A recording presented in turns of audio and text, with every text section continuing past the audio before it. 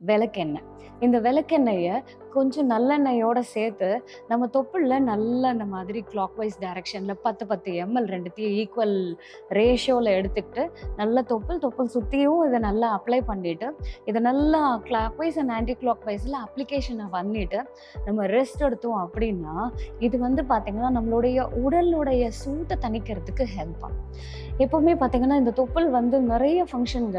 அதுல முக்கியமான விஷயம் நம்மளுடைய உடல் சூட்ட தணிக்கும். 2வது இது நம்மளுடைய நரம்பு மண்டலத்தில இப்ப சொன்னேன்ல வேகஸ் நர்வ். இந்த வேகஸ் நர்வோடைய அந்த செயல்பாட்ட அதிகரிக்கும்போது, இது நம்மளுடைய மூளையில அந்த நரம்பு மண்டலத்தில பாராசிம்பத்தெட்டிக் ஸ்டிமுலேஷன குடுக்கும். அப்போ அது வந்து நமக்கு ஒரு நல்ல பெஸ்ட் ரிலாக்சேஷன ஏற்படுத்துறதுக்கும் இது ரொம்பவே ஹெல்ப் பண்ணும். இந்த கேஸ்டர் ஆயில் வந்து பார்த்தீங்கன்னா, அதாவது இந்த விளக்கெண்ணெய் வந்து பார்த்தீங்கன்னா, நமக்கு வந்து இப்போ பித்தப்பையில வந்து கல் இருக்கக்கூடியது, உடம்புடைய சூட்டு ஜாஸ்தி இருக்கு.